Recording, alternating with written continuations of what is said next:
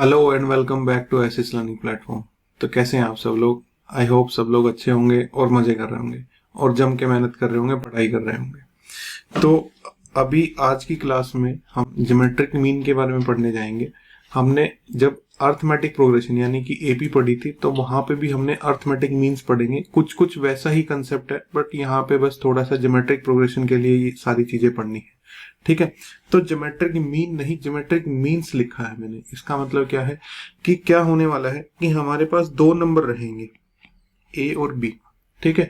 और उनके बीच में हमें कुछ ऐसे नंबर्स इंसर्ट करने हैं। लेट से उनका नाम हम दे देते हैं, हमने G1, G2, G3 और डैश डैश डैश Gn। हमने n नंबर्स इंसर्ट करे हैं जिनके नाम G1, G2, G3, Gn है। ठीक है। तो इंसर्ट करने के बाद क्या होना चाहिए, ये जो पूरी सीरीज है ये पूरी सीरीज कन्वर्ट हो जाती है एक जीपी में। अगर ऐसा हो जाता है तो ये जो नंबर्स इंसर्ट करे हैं हमने, ये क्या कहलाए जाएंगे? ये हमारे कहलाए जाएंगे ज्योमेट्रिक मीन्स। ठीक है। तो कभी भी दो नंबर्स के बीच में आपको ज्योमेट्रिक मीन्स इंसर्ट करने को बोले जा सकते हैं या उनके ऊपर कुछ और क्वेश्चन बन सकते हैं। अब वो कितने होंगे वो क्वेश्चन टू क्वेश्चन वेरी करता है। ज्योमेट्रिक मीन एक भी हो सकता है, ज्योमेट्रिक मीन दो भी इंसर्ट किए जा सकते हैं, ज्योमेट्रिक मीन तीन भी इंसर्ट किए जा सकते हैं। ठीक है। मतलब ऐसा भी हो सकता है ए और बी के बीच में सिर्फ एक ही ज्योमेट्रिक मीन इंसर्ट करना हो, या फिर ए और बी के बीच में दो ज्योमेट्रिक मीन्स इंसर्ट करने हो, या ए और बी के बीच में तीन ज्योमेट्रिक मीन्स जो है इंसर्ट करने हैं। ठीक है। तो हम एन के लिए जनरल के लिए पढ़ लेते हैं, फिर उसके हिसाब से 1 2 3 जितने भी ज्योमेट्रिक मीन इंसर्ट करने हैं या जितनों का भी क्वेश्चन है वो हम क्वेश्चन के हिसाब से डील कर लेंगे। ठीक है। चलिए फिर क्वेश्चन जनरल सेंस में पढ़ते हैं। तो भाई अगर ये जीपी है, अगर ये जीपी है तो इसकी कुछ कॉमन रेशो तो रही होगी। तो वो कॉमन रेशो कितनी है, पहले तो उसी की बात कर लेते हैं। अच्छा ये बताइए, दो नंबर्स थे और उनके बीच में n नंबर्स और आ गए, तो टोटल नंबर्स कितने हो गए? वहां पे टोटल टर्म्स कितनी होगी हमारे पास? वहां पे टोटल टर्म्स, इस जीपी में टोटल टर्म्स जो है, टोटल नंबर ऑफ टर्म्स वो कितनी बन जाती हैं? वो हमारे पास बन जाती हैं n+2, क्योंकि n हमने इंसर्ट किए हैं और दो पहले ही थे। ठीक है। तो क्या मैं ये बोल सकता हूं, क्या मैं ये बोल सकता हूं, ये जो लास्ट टर्म है जीपी की, ये इस जीपी की कौन से नंबर की टर्म है? ये इस जीपी की n+2th टर्म है। ठीक है। ये बात बोल सकते हैं। यहीं से हम जो है हम अपना कॉमन रेशियो की वैल्यू, आर की वैल्यू निकालेंगे। देखिए कैसे निकालते हैं। तो मैं n+2th टर्म को देखता हूं इस जीपी की, और वो क्या मिलती है? बी मिलती है। ए और बी आपको क्वेश्चन में डायरेक्टली या इनडायरेक्टली कैसे ना कैसे गिवन होंगे। ठीक है। और nth टर्म का फॉर्मूला क्या होता है जीपी में? nth टर्म का फॉर्मूला होता है, nth टर्म का फॉर्मूला होता है a इंटू आर की power n-1, first term into common ratio की पावर कितनी? एक कम। तो अगर मेरे को n+2th टर्म निकालनी है तो फर्स्ट टर्म इंटू आर और उसकी पावर कितनी करनी पड़ेगी? एक कम करनी पड़ेगी। n+2 में से एक कम करेंगे तो कितना हो जाएगा? n+1 हो जाएगा। और इज इक्वल टू बी, यानी कि मैं यहां से क्या कह सकता हूं, r की पावर n+1 जो है वो किसके इक्वल है? b/a के इक्वल है। और यहां से फाइनली मैं क्या कह सकता हूं, r की वैल्यू जो आएगी वो क्या आएगी? b/a और 1/n+1 पावर। ठीक है। तो मैंने कहा था ये एक जीपी है और इसकी कुछ ना कुछ कॉमन टर्म तो होगी, और वो कॉमन टर्म हमने कितनी निकाल ली? जो दोनों नंबर थे बी और ए, उन दोनों को डिवाइड कर दिया और पावर में कितना कर दिया? 1/n+1। ठीक है। यानी कि मैं एक एग्जांपल अगर आपको दूं छोटा सा, जैसे कि अगर मैं ये बोलूं 2 और 64 के बीच में, 2 और 64 के बीच में चार ज्योमेट्रिक मीन्स इंसर्ट करने हैं। ठीक है। तो यहाँ पे जो कॉमन रेशो बनेगी वो कॉमन रेशो कितनी बनेगी? 64 को आप 2 से डिवाइड कर दीजिए और पावर कर दीजिए 1/n+1। n का मतलब है जितने ज्योमेट्रिक मीन्स इंसर्ट करे हैं हमने, नंबर ऑफ ज्योमेट्रिक मीन्स। अब यहाँ पे कितने ज्योमेट्रिक मीन्स इंसर्ट कर रहे हैं? 4। तो 4 में एक ऐड कर दीजिए 1/5। तो 64/2 और इसकी पावर 1/5, ये कितना हो जाएगा? ये 32 की पावर 1/5 हो जाएगा। 32 कितना होता है? 2 की पावर 5 होता है, बाहर 1/5 है। तो यहाँ पे जो कॉमन रेशो आने वाली है वो कितनी आने वाली है, 2 आ जाएगी। कब, जब हमें 2 और 64 के बीच में चार ज्योमेट्रिक मीन अगर इंसर्ट करने हैं तो इस फॉर्मूले से आर की वैल्यू हम निकाल सकते हैं। ठीक है, आर की वैल्यू निकल गई, तो अब बाकी सारी चीजें हटाते हैं यहां से। तो चलिए, आर की वैल्यू निकल गई है और इस फॉर्मूले को आप ध्यान रखेंगे। ठीक है, ये हमारे आर की वैल्यू निकालने के लिए बड़ा इंपॉर्टेंट है। भाई एक बार हमें जीपी की फर्स्ट टर्म पता हो और उसकी कॉमन रेशियो पता हो, फिर तो हम कोई भी टर्म निकाल सकते हैं। तो अगर बात करें जीवन की, फर्स्ट ज्योमेट्रिक मीन की, जीवन की, ठीक है, तो ये ज्योमेट्रिक मीन फर्स्ट है, लेकिन इस एपी में, इस सीरीज में कौन से नंबर की टर्म है, इस एपी में ये सेकंड नंबर की टर्म है कि नहीं है। तो क्या मैं इसको, जीवन को, इस जीपी की सेकंड टर्म लिख सकता हूं। और जीपी की सेकंड टर्म कैसे निकलती है, ए इंटू आर। और ए तो क्वेश्चन में गिवन होगा, आर हमने कैलकुलेट कर लिया है। कैसे कैलकुलेट कर लिया है, आर की वैल्यू हमने कैलकुलेट कर ली है बी अपॉन ए और उसकी पावर 1 अपॉन, ठीक है, और ये हो जाएगा n+1।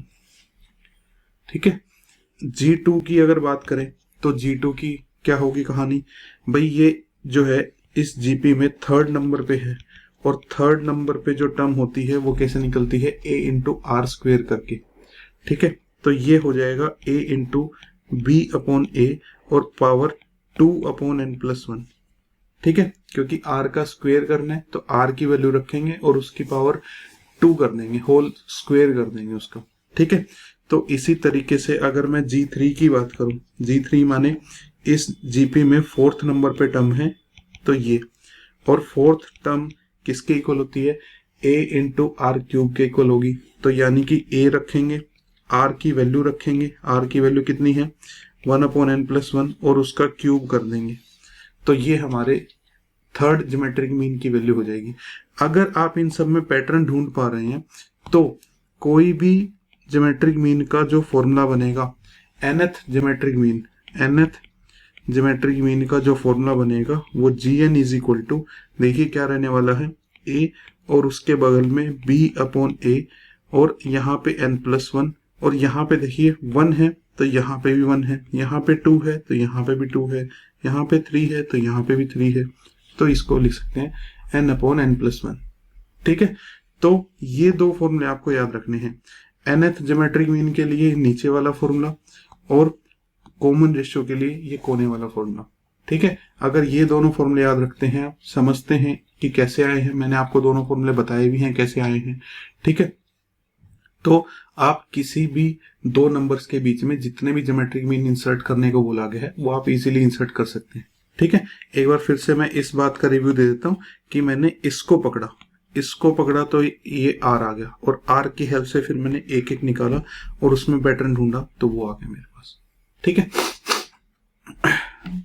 चलिए, अच्छा, कभी भी एपी और जीपी का क्वेश्चन आए और उसमें ऐसा लिखा हो there are 3 terms in AP, there are 5 terms in an AP, या फिर जीपी में ऐसा लिखा हो there are 3 terms in GP, there are 5 terms in GP, तो उनको अज्यूम करना पड़ता है ताकि हम इक्वेशंस बना सकें और क्वेश्चन को सोल्व कर सकें। तो अज्यूम करने का एक पर्टिकुलर तरीका है जिससे क्वेश्चन जल्दी सोल्व होगा। ठीक है, तो पहले एपी के लिए बात कर लेते हैं। अगर मान लो क्वेश्चन में आपके 3 टर्म्स हैं, ठीक है, और बात किसी चल रही है एपी की, तो उन तीनों टर्म्स को आप पता है क्या अज्यूम करना, a माइनस डी, a और a प्लस डी, इस फॉर्मेट में अज्यूम करना। भाई देखो, तीनों टर्म्स को आप ऐसे भी अज्यूम कर सकते हो, वैसे तो a प्लस डी और a प्लस 2d ऐसे भी अज्यूम कर सकते हो, ये भी तीनों एपी में ही है। बट प्रॉब्लम क्या है, इन तीनों को अगर ऐड भी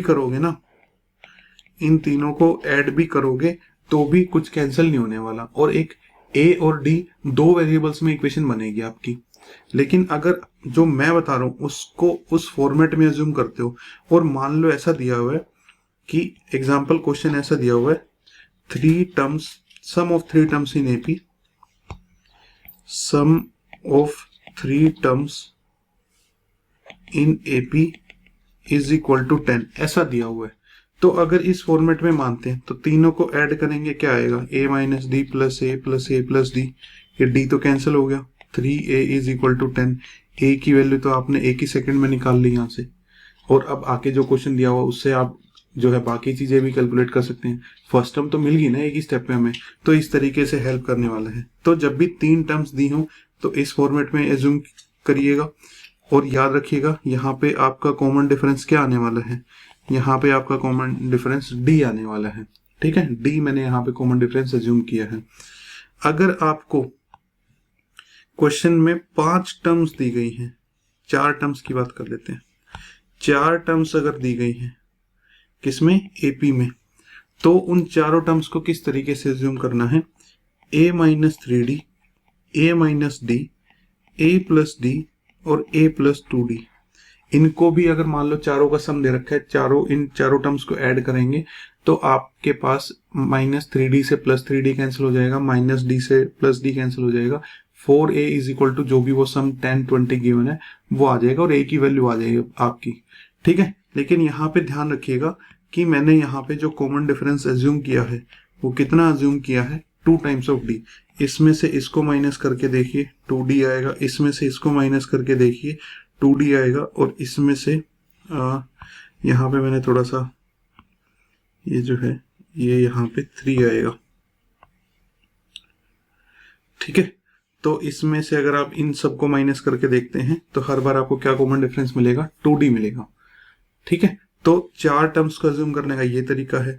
अच्छा, अगर 5 टर्म्स आ जाए, कभी कभी ही आएंगी, रेयर ही चांस है ऐसे कि 5 टर्म्स को एज्यूम करना पड़ जाए, तो 5 टर्म्स को आप एज्यूम करिएगा ऐसे, a minus 2d, a minus D, a plus D और a प्लस 2d। यहाँ पे जो कॉमन डिफरेंस मैंने एज्यूम किया है वो अगेन कितना किया है, d कॉमन डिफरेंस एज्यूम किया है। किसी भी आप माइनस करके देख सकते हैं, आपका कॉमन डिफरेंस कितना आएगा, d आएगा। अगेन यहाँ पे भी अगर 5 टर्म्स का सम गिवन है तो फटाक से सबको ऐड करके 5 times of a is equal to वो सम आ जाएगा, क्योंकि माइनस 2d से प्लस 2d कैंसिल हो जाएगा, माइनस d से प्लस d कैंसिल हो जाएगा। ठीक है, तो ये तो था एपी के लिए। अगर आपको एपी के लिए जूम करना है, यही काम अब हम देख लेते हैं कि अगर जीपी के लिए दिया हो, जीपी के लिए अगर 3 4 5 टर्म्स हमें एज्यूम करनी है तो वो किस फॉर्मेट में एज्यूम करनी है। ठीक है, तो अगर 3 टर्म्स की बात है तो वो हमें एज्यूम करनी है इस तरीके से, a अपॉन आर, a और a r से, और यहाँ पे मैंने जो कॉमन रेशियो एज्यूम की है वो कितनी एज्यूम की है, r एज्यूम की है। ठीक है, उसी तरीके से अगर 4 टर्म्स आ जाती हैं, अब देखो 3 टर्म्स को एज्यूम करने से, ऐसा एज्यूम करने से ये फायदा होगा, ज्यादातर जीपी के क्वेश्चन में प्रोडक्ट दिया होता है, ऐसा दिया होता है क्वेश्चन कि 3 terms in GP have product is equal to 81, ऐसा कुछ दिया होता है। तो जब भी हम a upon r into a r को मल्टीप्लाई करेंगे तो r तो कैंसिल ही हो जाएगा, 81 आ जाएगा, a क्यूब की वैल्यू 81 आ जाएगी, क्यूब रूट करके a तो हमारा निकल ही गया है। ठीक है, एपी में ज्यादातर सम गिवन होता है, जीपी में ज्यादातर जो टर्म्स होती हैं वो प्रोडक्ट गिवन होता है उनका। ठीक है, तो इस तरीके से एज्यूम करने में फायदा है, ताकि प्रोडक्ट गिवन है, मल्टीप्लाई करेंगे r से r कैंसिल हो जाएगा। अगर बात करें 4 टर्म्स की तो उनको ऐसे एज्यूम करना, a upon r cube, a upon r, a r और ए आर क्यूब। यहाँ पे मैंने जो कॉमन रेशियो एज्यूम की है वो कितनी एज्यूम की है, आर स्क्वेयर एज्यूम की है। कॉमन रेशियो जो आपकी आएगी वो आर स्क्वेयर की जो वैल्यू आएगी वो कॉमन रेशियो होगी। आर कॉमन रेशियो मत लेना, इसमें आर स्क्वेयर की वैल्यू जो रहेगी, अगर आपका आर स्क्वेयर 4 है तो कॉमन रेशियो कितनी है आपकी, कॉमन रेशियो आपकी 4 रहेगी। ठीक है, चलिए, और फाइनली अगर 5 टर्म्स वाला केस आ जाए रेयरली कभी, तो आप उसको ऐसे एज्यूम करिएगा, a upon r square, a upon r, a r और ए आर स्क्वेयर। और यहाँ पे जो मैंने कॉमन रेशियो एज्यूम की है वो अगेन कितनी एज्यूम की है, r ही एज्यूम की है। ठीक है, तो इस तरीके से, इस फॉर्मेट से अगर आप एजम्पशन करते हैं तो क्वेश्चन जल्दी सोल्व होगा। अदरवाइज जो है क्वेश्चन आप किसी और तरीके से एजम्पशंस कर सकते हैं, लेकिन क्वेश्चन थोड़ा सा लेंथी हो जाने वाला है फिर वहां पे। ठीक है, चलिए, जैसे हमारे पास ये क्वेश्चन दिया हुआ है, if sum of 3 terms in GP is 38। अब 3 टर्म्स की बात कर रहे हैं, तो जैसा कि मैंने कहा था a अपॉन आर, a और ए आर मान लूंगा, इन तीनों का सम दिया हुआ है, यानी कि a upon r plus a r is equal to कितना दिया हुआ है, 30 दिया हुआ है। पहली इन्फॉर्मेशन तो ये है। एंड प्रोडक्ट इज दिस, तो इन तीनों का प्रोडक्ट दिया हुआ है a upon r into a r is equal to 1728। तो r से r कैंसिल हो जाता है, यहां से मेरे को मिलता है a cube is equal to 1728। ठीक है, और अगर मैं यहां से देखूं कि 10 का क्यूब होता है 1000 और 15 का क्यूब जो होता है 20 का जो क्यूब होता है 20 का क्यूब होता है 2 2 जा 4 2 जा 8000, बहुत दूर चला गया है। ठीक है, तो 20 से तो नीचे ही रहेगा। अगर देखो यूनिट डिजिट पे फोकस करूं तो 12 के क्यूब में आएगा 12 इंटू 12 इंटू 12 यानी कि 8 आएगा। 13 के क्यूब में जो है लास्ट में 7 आएगा। 14 के क्यूब में जो है 4 4 जा 16 4 जा 64 4 आएगा। 15 के क्यूब में जो है लास्ट में 5 आएगा। 16 के क्यूब में जो है लास्ट में जो है हमारे पास 6 ही आने वाला है। ठीक है, तो एक बार 12 का क्यूब ट्राई करके देखते हैं, उसकी लास्ट डिजिट उसी की आ रही है। तो 12 का स्क्वायर हो गया 144 और उसको फिर से 12 से मल्टीप्लाई करते हैं तो ये 1728 आ गया। ठीक है भाई, देखो क्यूब रूट आपको सारे अगर याद भी नहीं है तो ऐसे हिंट लगाना है। यूनिट डिजिट पे आप देख लीजिए, यूनिट डिजिट पे हमारे पास 8 आना चाहिए, तो कौन से नंबर का क्यूब करें। पहले मैंने देख लिया 10 का क्यूब 1000 है, तो उसके ही लगभग करीब है। 20 का क्यूब तो 8000 बहुत दूर जा रहा है। ठीक है, तो 10 और 20 के बीच में रखना है। तो 11 12 13 सबका क्यूब में लास्ट डिजिट जो 8 आने वाली है वो सिर्फ हमारी इसी की आने वाली है, 12 के क्यूब की ही आने वाली है। तो ये जो है 1728 जो है ये किसकी वैल्यू है, ये है हमारे 12 क्यूब की। अगर दोनों साइड्स को कंपेयर करें तो आधा क्वेश्चन सोल्व हो गया है। हमारे फर्स्ट टर्म जो है या जो ये कह सकते हैं ये जो मिडल टर्म है इसकी वैल्यू कितनी आ गई है, 12 आ गई है। ठीक है, अब ऊपर वाली इक्वेशन का यूज करते हैं। ऊपर वाली इक्वेशन हमने नहीं यूज करी है, तो यानी कि ये इक्वेशन कहती है 12 upon r plus 12 into r is equal to 38। अगर एलसीएम लिया जाए तो ये आएगा 12 plus 12 r plus 12 r square is equal to 38। R को क्रॉस मल्टीप्लाई अगर हम करते हैं तो 12 plus 12 r plus 12 r square is equal to 38 r. सबको एक साइड लिखें तो 12 r square plus 12 r minus 38 r plus 12 is equal to 0, यानी कि 12 आर स्क्वेयर माइनस 26 आर और प्लस 12 इज इक्वल टू 0। फिर हमारे पास क्या बचेगा, हमारे पास बचेगा ये कि जो है 2 से डिवाइड कर लेते हैं। 2 से हमारे पास डिवाइड हो जाएगा तो 6 आर स्क्वेयर माइनस 13 आर और प्लस 6 इज इक्वल टू 0। ठीक है, और मिडल टर्म अगर हम स्प्लिट करें तो 6 6 कितना होता है 36।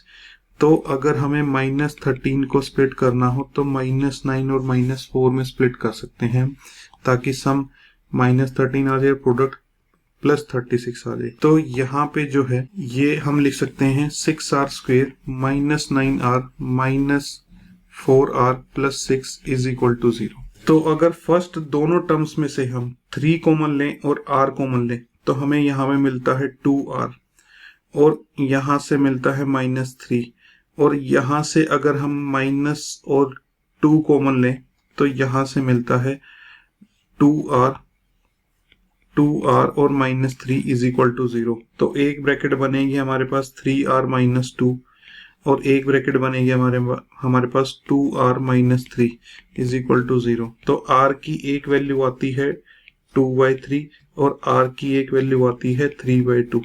ठीक है, तो r को कहाँ पे, यहाँ पे पुट करके और a को 12 पुट करके आप तीनों नंबर्स कैलकुलेट कर सकते हैं। ठीक है, एक बार ये पुट करके देखिए, एक बार ये पुट करके देखिए, दोनों ही साइड से r के सेम नंबर आएंगे, तीनों नंबर जो है वो सेम आएंगे। मिडिल नंबर हमारा 12 पहले ही कैलकुलेट हो चुका है और r की वैल्यू या तो 2/3 या 3/2 यूज करके देख लीजिए, दोनों यूज करके देख लीजिए, तीनों नंबर सेम ही आएंगे हमारे। ठीक है, तो इस तरीके से हम क्वेश्चन को सोल्व कर सकते हैं। नेक्स्ट हमारा क्वेश्चन है कि if sum of all n terms of a GP is S, एक जीपी है उसकी सभी एन टर्म्स का सम जो है एस है। Product of all terms is P and sum of reciprocals is R, then what is the value of S upon R whole power n. ठीक है, और इसके जो ऑप्शंस जो थोड़े बहुत, ये एनडीए का क्वेश्चन है, और जो इसके ऑप्शंस मेरे को थोड़े बहुत याद आ रहे हैं वो ऑप्शंस कुछ ऐसे थे कि पी स्क्वेयर या 2p या p की पावर n, या फिर ऐसे नन ऑफ दिस भी था शायद उसमें। ठीक है, तो कुछ ऐसे था उसमें। तो ये जो है कैसे कर सकते हैं भाई, देखो इस क्वेश्चन में आपको कोई भी जीपी नहीं बताई गई है, सिर्फ जनरल टर्म्स में ही बात कर रहे हैं कि कोई जीपी है, उसकी एन टर्म्स का सम, उसकी एन टर्म्स के रेसिप्रोकल्स का सम, या उसकी सभी एन टर्म्स का प्रोडक्ट एस है, आर है, पी है, ये सब है। तो क्यों न हम अपनी ही साइड से कोई एक जीपी ले लें और उसमें एन टर्म्स भी ले लें, मान लो 3 टर्म्स ले लिया, 4 टर्म्स ले ली, और सभी टर्म्स का सम निकाल लें, वो एस के इक्वल रख दें। सभी टर्म्स के रेसिप्रोकल्स का सम निकाल लें, वो आर के इक्वल रख दें। सभी टर्म्स का प्रोडक्ट निकाल लें और वो पी के इक्वल रख दें। समझ रहे हैं आप बात? और फिर ऑप्शन से मैच कर सकते हैं। जैसे कि मैं क्या कह रहा हूं कि अगर आप जीपी मान लें, ये 1, 2, 4 और 8, ये मान लिया मैंने, ये हमारी जीपी है। ठीक है, और एन को मैं ले लेता हूं 4। भाई मेरे जीपी में 4 टर्म ही है बस टोटल। ठीक है, अब एस की बात कर लेते हैं। एस किसके इक्वल आएगा? 1 + 2 + 4 + 8 आएगा। 8 और 4 12 और 3 16 आ गई है। आर जो है वो किसके इक्वल आएगा? 1/2 + 1/1 + 1/2 + 1/4 + 1/8। एलसीएम लेना पड़ेगा, तो ये 8 हो गया। तो ये 8 + 4 + 2 + 1, तो ये हमारे पास कितना आ जाता है? यहाँ पे जो है 15 है, ये 15/8 है। ठीक है, और फाइनली प्रोडक्ट ले लेते हैं p के इक्वल, p यानी कि 1 × 2 × 4 × 8, तो ये आ गया हमारे पास 64। ठीक है, तो अब हमें क्या कैलकुलेट करना है? s अपॉन r की पावर n। ठीक है, तो देखते हैं s अपॉन r की पावर। s कितना है भाई? s हमारे पास 15 है और r कितना है? 15 और 15 और इंटू में 8। ठीक है, 15/8 है ना, तो 15/8 का बाय 8 ऊपर चला जाएगा, और इसकी पावर n कितना लिया हमने? 4 लिया है। 15 से 15 कट जाएगा, 8 की पावर 4 आ जाएगा, 64 × 64 आ जाएगा। ठीक है, 8² × 8²। और अगर हम ये देखें तो ये तो p × p के इक्वल है, या फिर ये कह सकते हैं ये तो p² के इक्वल है। ठीक है, तो इस ऑप्शन को हम टिक कर सकते थे। ठीक है, अच्छा हाँ, बस 4 ऑप्शन में से हमारा यही ऑप्शन मैच हो गया। दूसरा तरीका ये है जो एनसीईआरटी वाला सीबीएसई वाला तरीका है, उसमें आप हर चीज को जनरल तरीके से प्रूव करके दिखाएंगे। वो ये है कि भाई आप जो है एक जीपी को मान लीजिए a + AR AR² dash dash dash nth term क्या होगी? ARn-1। ठीक है, तो इन सब का सम कितना हो जाएगा? a + AR + AR² और प्लस प्लस प्लस ARn-1। ठीक है, r आपका हो जाएगा 1/a + 1/AR + 1/AR² plus plus plus 1/AR की पावर n-1, और p कितना हो जाएगा? a × AR × AR² × ARn-1। ठीक है, इस तरीके से अब आप s/r और उसको डिवाइड करके उसकी पावर n सिंप्लीफाई करके देखेंगे, तब आपको फाइनली p² के इक्वल ये वैल्यू मिल जाएगी। ठीक है, एनसीईआरटी क्लास 11th में जो चैप्टर 8 है आपका, ठीक है, चैप्टर 8 सीक्वेंस एंड सीरीज के नाम से है, उसकी एक्सरसाइज 8.3 का ये क्वेश्चन रहने वाला है। 8.3 जो जीपी वाली एक्सरसाइज है, उसमें आप देखिए इसका आपको सॉल्यूशन या उसका इसका क्वेश्चन मिल जाएगा। मे बी एग्जांपल्स में मिल जाए, मे बी एक्सरसाइज भी मिल जाए आपको। ठीक है, जो ऑलरेडी पढ़ चुके हैं उनको पता होगा मैं कहाँ से बात कर रहा हूँ। चलिए इस क्लास में, इस लेक्चर में हम यहीं तक रखते हैं। फिर हमारे जीपी के लगभग सारे टॉपिक्स पूरे हो चुके हैं। ज्योमेट्रिक मीन हमने पढ़ लिया है। अब हम नेक्स्ट लेक्चर में हम हार्मोनिक प्रोग्रेशन एचपी हम पढ़ने जा रहे हैं। ये एनसीईआरटी के सिलेबस में नहीं है दोस्तों, ठीक है। तो प्लीज इस आने वाले जो टॉपिक है इनको ध्यान से पढ़िए, और उसके लिए ये जरूरी है कि आप अपना एपी पूरा स्ट्रॉन्ग कर लीजिए, क्योंकि एचपी जो है वो टोटली हम एपी के मेथड से ही सोल्व करने वाले हैं। एचपी को नए फॉर्मूले नहीं बताऊंगा मैं कि उसमें एक और फॉर्मूला ऐड हो गया, आप ये फॉर्मूला याद कर लो, वो फॉर्मूला याद कर लो, वे उसके हैं फॉर्मूले, लेकिन मैं ये आपको दिखाऊंगा कि एचपी को एपी के तरीके से ही सोल्व किया जा सकता है। तो प्लीज आप अपनी पिछली क्लासेस को, चाहे आपको रिवाइंड करनी है, चाहे आपको कैसे भी करना है, रिवाइज करनी है, एपी जरूर स्ट्रॉन्ग कर लीजिए आपकी, ठीक है। तो चलिए मिलते हैं हम अपनी नेक्स्ट क्लास में। Till then keep learning and keep smiling. Thank you.